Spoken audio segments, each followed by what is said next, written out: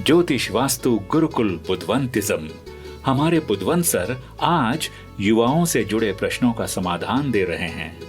पता है बहनों और भाइयों, एस्ट्रोलॉजी और वास्तुशास्त्र हमारी समस्याओं का समाधान कर सकते हैं। बहुत ताकत है इन शास्त्रों में। पेश है युवाओं के सवाल, बुधवंत सर के जवाब।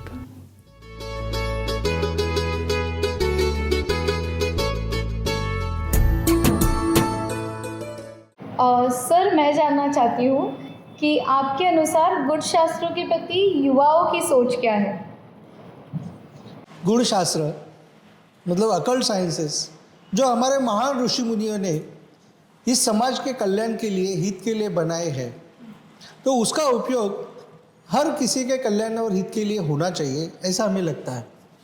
जैसे मैं एक एग्जांपल देना चाहूँगा कि जब मैं ज्योतिष शास्त्र में पामिस्ट्री, न्यूमरोलॉजी, एस्ट्रोलॉजी, वास्तुशास्त्र ये सब सीखा था, तो एक बार मैं गांव गया हुआ था।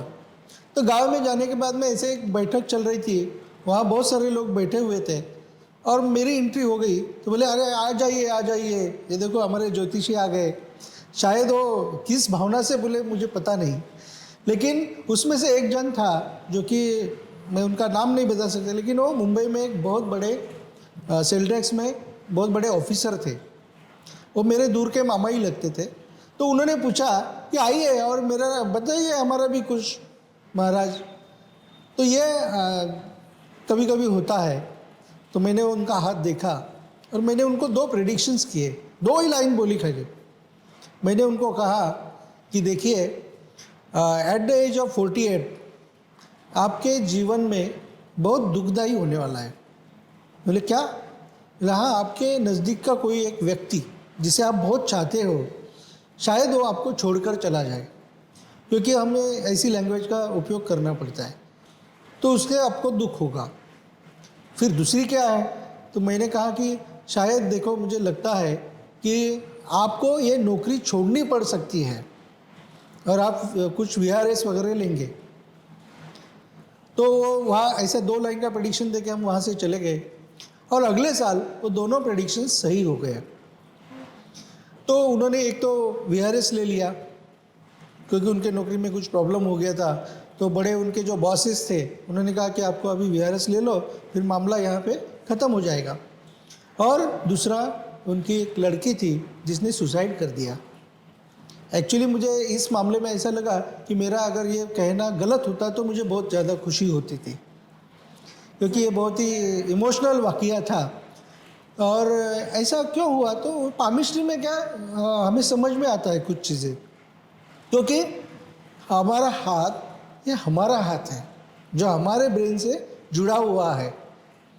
कुंडली आपकी गलत हो सकती है, टाइमिंग गलत हो सकता है, डेट गलत हो सकती है, लेकिन हाथ हमारा गलत कभी नहीं हो सकता। इसके लिए पामिस्ट्री का जो अभ्यास है, जो हाथ की जो रेखाएं हैं, वो हमारे पूरे ब्रेन से जुड़ी हुई है। ये नर्व्स जो है ये पूरे ब्रेन से जुड़ी हुई है।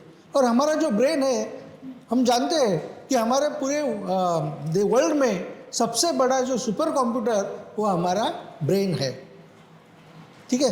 तो इसलिए वो त्रिकाल ज्ञानी है, ऐसा शास्त्रों में कहा गया है, जिसे भूत का ज्ञान है, पास्ट टेंस का ज्ञान है, वर्तमान का, प्रेजेंट का ज्ञान है, फिर भविष्य का, फ्यूचर का ज्ञान है, सभी प्रकार का ज्ञान है।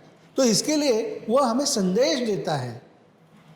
हमारे हाथ के ऊपर कुछ चिन्हों के द्वारा, कुछ रेखाओं के द्वारा, जो कि आप समझ सकते हैं उसको, जो कोड लैंग्वेज में है ऐसा समझो, और तो उसको समझकर हमें जीवन में आगे बढ़ना चाहिए।